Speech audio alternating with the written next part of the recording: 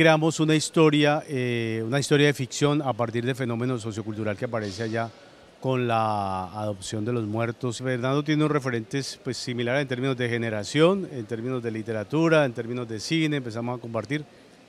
Logramos escribir ese guión y nos ganamos el premio de estímulos con el FDC. Bueno, bienvenidos a el Fichi con Nerdopolitan, el Festival de Cine de Cartagena. Hoy tenemos dos realizadores de cine, Fernando López Cardona y James Valderrama.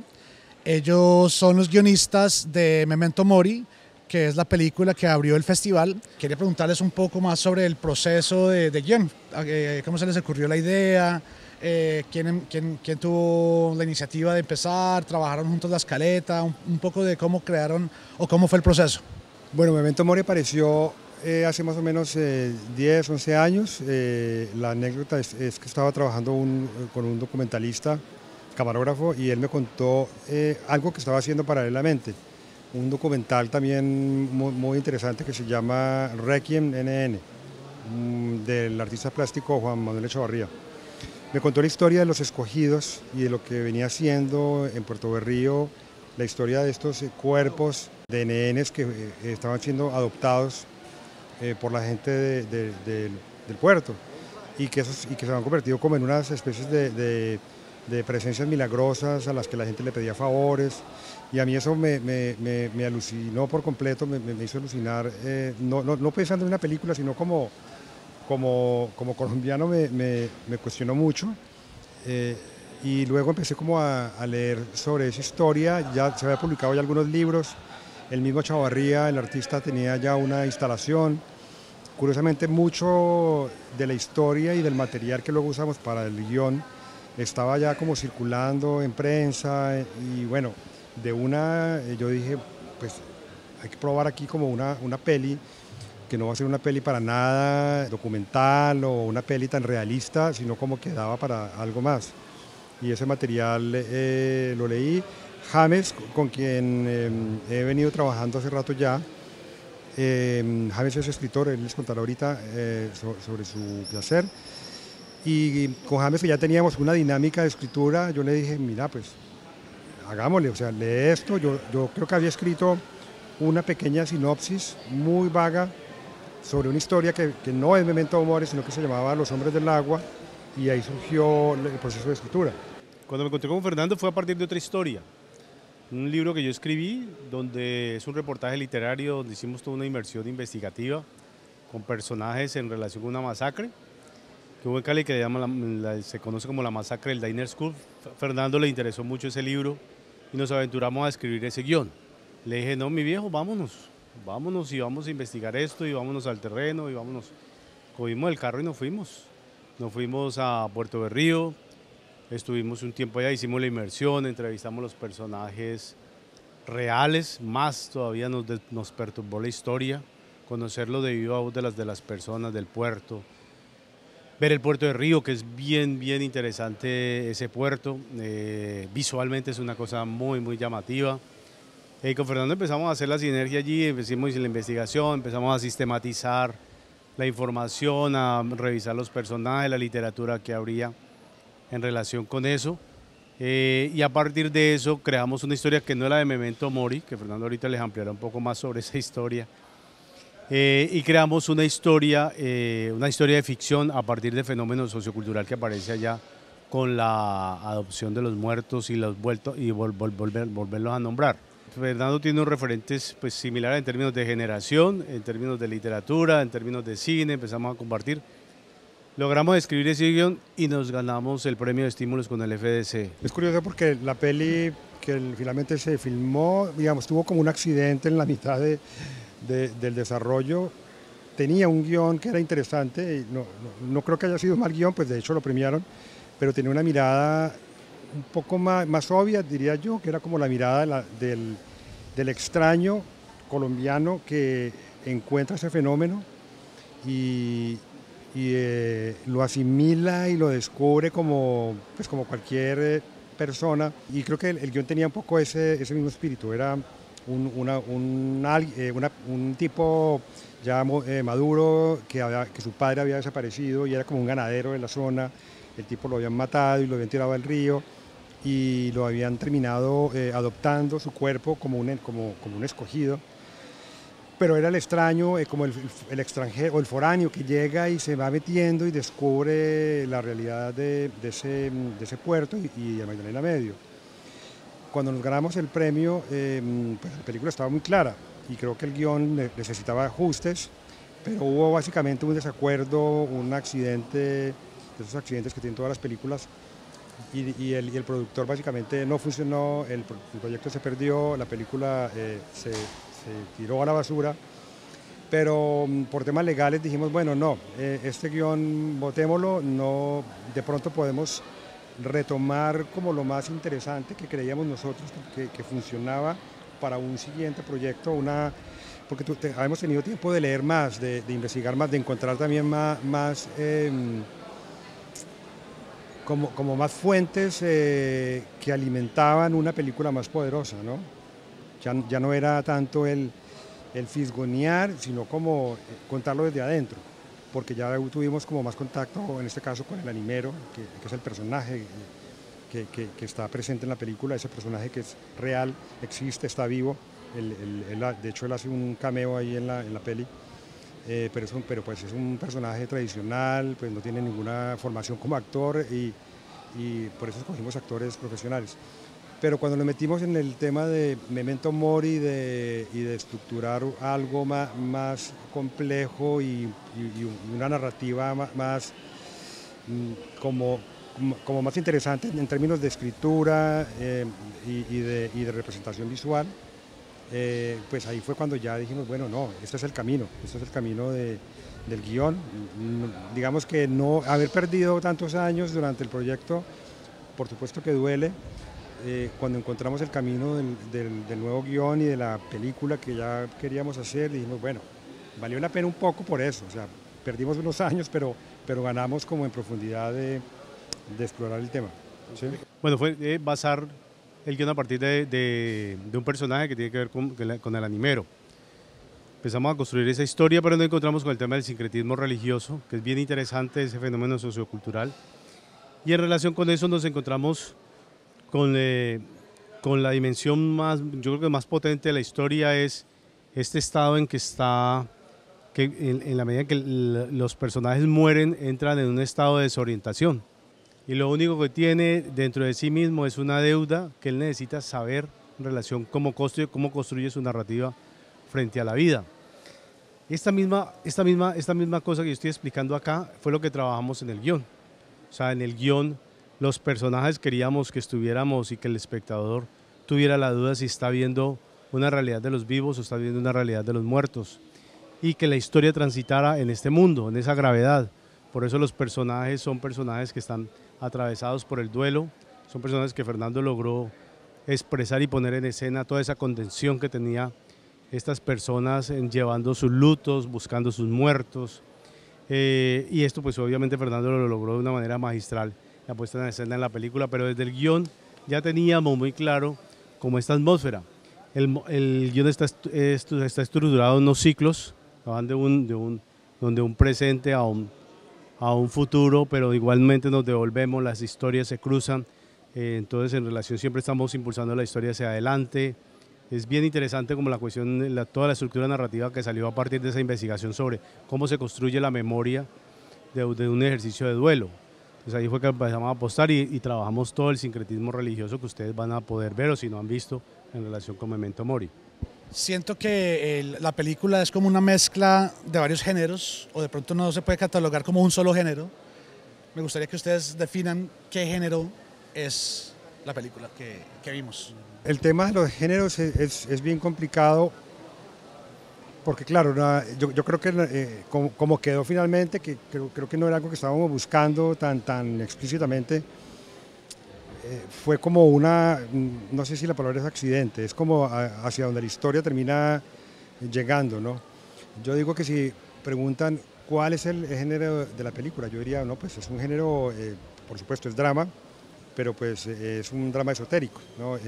No creo que sea una película de guerra, no creo que se le pueda catalogar como una película de terror o thriller, pero sí creo que tiene como unos atismos de cada uno de esos. Y eso nos gusta también, el que no se pueda como fichar con cierto género.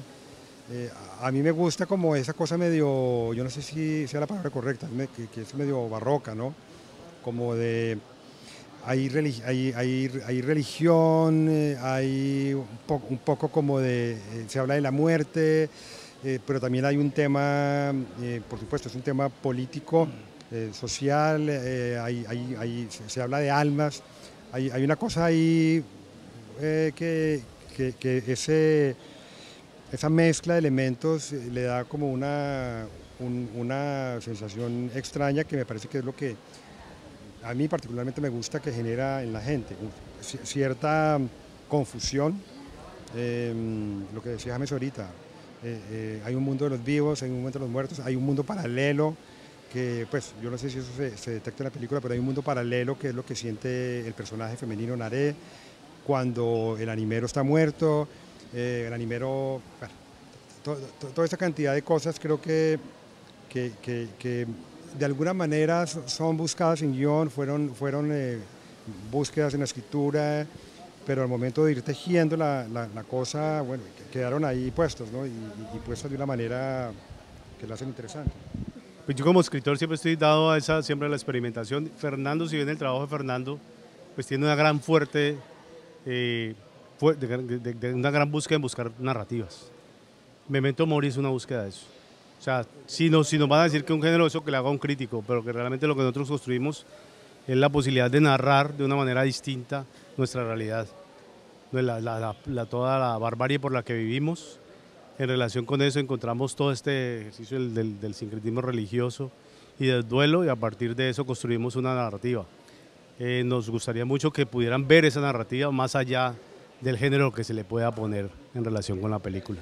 Sí, pues a mí me gustó mucho el juego como de los giros, como que hay unos giros inesperados, la introducción del personaje principal al comienzo es bien interesante porque vamos siguiendo varios personajes secundarios hasta que llegamos con el personaje principal, entonces eso también genera como una expectativa, una narrativa que finalmente se sienten como a su vez pequeños giros también. Entonces quisiera saber cómo planearon o cómo trabajaron, pues especialmente porque son esos giros, o sea, cómo fue como tal vez el brainstorming o la manera en que votaban ideas. Fíjate que de todas maneras uno siempre termina como acudiendo a esos tipos de o manuales o estructuras que ya están dadas, pues eso creo que lo sabemos todos los guionistas. Hay una manera digamos, hay muchas maneras de contar una historia, pero pues no, tampoco son infinitas.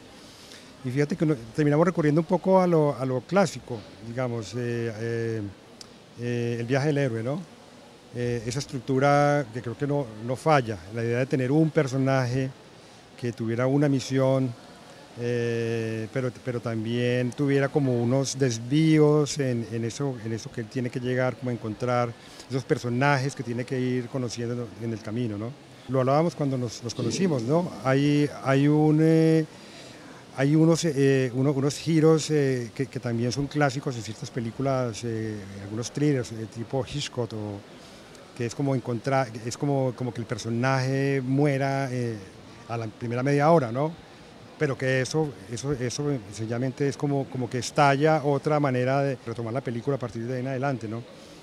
Son como referentes y estructuras que creo que todos conocemos, pero que cuando empezamos a indagar encontramos como esos moldes en los que podría funcionar la peli. En relación con lo que dice Fernando del viaje del héroe, pero ¿un viaje a dónde? Y el viaje, si ustedes pueden ver, es el viaje hacia el infierno.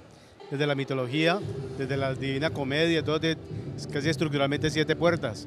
Nosotros lo que hicimos fue empezar a trabajar de fundir esas puertas, o sea, el paso que va haciendo el héroe por esas puertas, para llegar a hacer la metáfora con el Magdalena, que sería esta laguna por donde pasa uno cuando está en relación con, va a pasar hacia el infierno, y después del infierno pasa uno a esa laguna y se encuentra con la posibilidad de compensar y conciliar.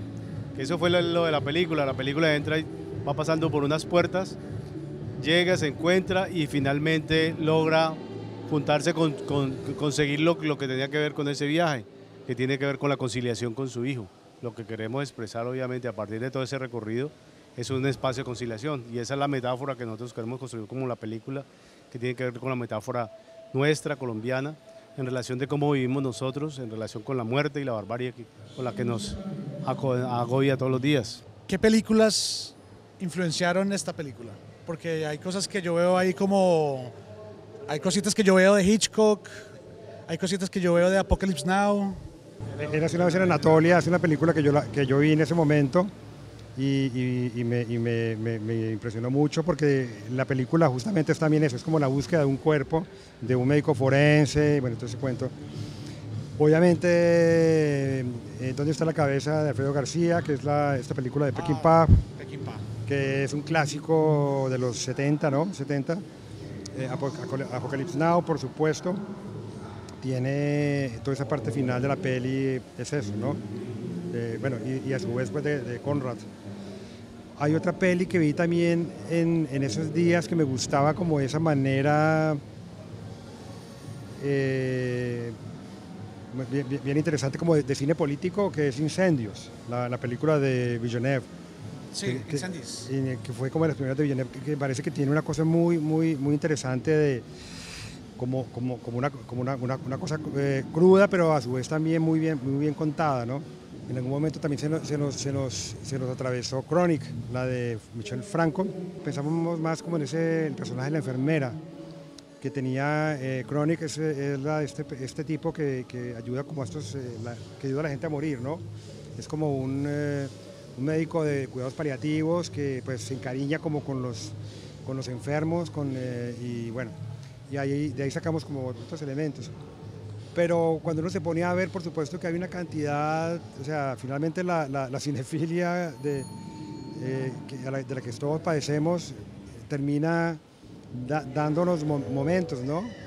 O fragmentos, o encuadres, o tonos de personajes, ¿no? No sé, yo alguna vez me puse a hacer como la lista de cantidad de las películas que nos influenciaron en la escritura y que yo se las pasaba a James, él no las había visto y bueno, y así de esa manera. Y cuando me puse a ver la lista eran por lo menos unas 10, de pronto de algunas no tomamos nada, pero fue parte como de la conversación en la escritura, ¿no? Como las sensaciones que dejan las pelis, como hay películas como muy frías que uno dice, uy no, o sea, no puede ser tan cruda.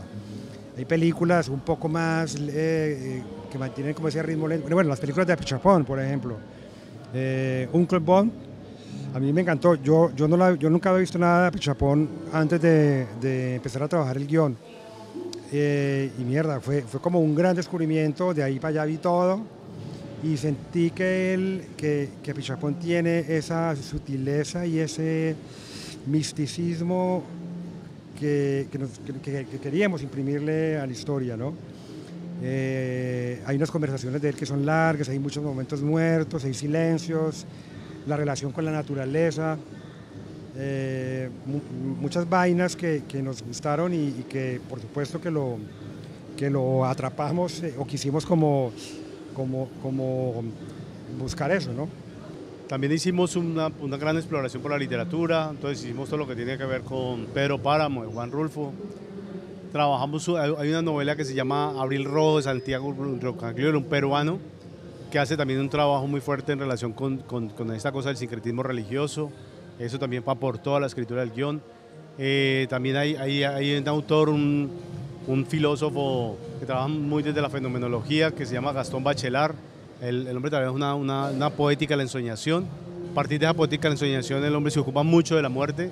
Eso hicimos un estudio fuerte en relación para la construcción de diálogos. Ustedes si ven los diálogos, a veces son diálogos que exploran un poco más que el acto de habla coloquial, y con eso le dimos profundidad a estas reflexiones de los personajes en relación con eso, y así fuimos construyendo el tejido. Pero entonces hicimos una gran relación entre lo que tiene que ver con la literatura y el cine y a partir de eso hicimos la propuesta. Nosotros tenemos justamente el libro o historia que mencionaba James inicialmente, que es La mirada de los condenados, que es esta historia que es una masacre. Yo lo llamaría como un true crime, que es como el género que se ha puesto de moda más en plataformas, aunque también en cine siempre. Pero ese es un proyecto que, aunque ya lo hicimos como una serie y tuvo como un tratamiento más digamos, 6 capítulos, se hizo un trabajo distinto, pero la peli siempre ha estado ahí, digamos, y tenemos el guión de hecho y es algo que estamos buscando ahorita, poder llegarle a conseguir financiación para que ese sería como una especie de thriller suspenso, ¿no? Hay la posibilidad de ponerle mucha fe a la materialización del proyecto, se llama Siameses, que es un largometraje que construimos con Fernando. Esperamos justamente encontrar la posibilidad de empezar el proceso pues, de producción de esta nueva película y apenas obviamente tengamos un camino más cierto daremos a conocer los proyectos y cómo van en su desarrollo. Muchas gracias a todos, esperamos verlos en cine pronto. Estén pendientes de Memento Mori y de los próximos proyectos de estos cineastas que pueden sorprender con su visión. Un saludo muy grande para ustedes como espectadores y como oyentes y esperamos poderles dar la sorpresa de los nuevos proyectos a realizar. Muchas gracias y hablamos pronto, a la próxima.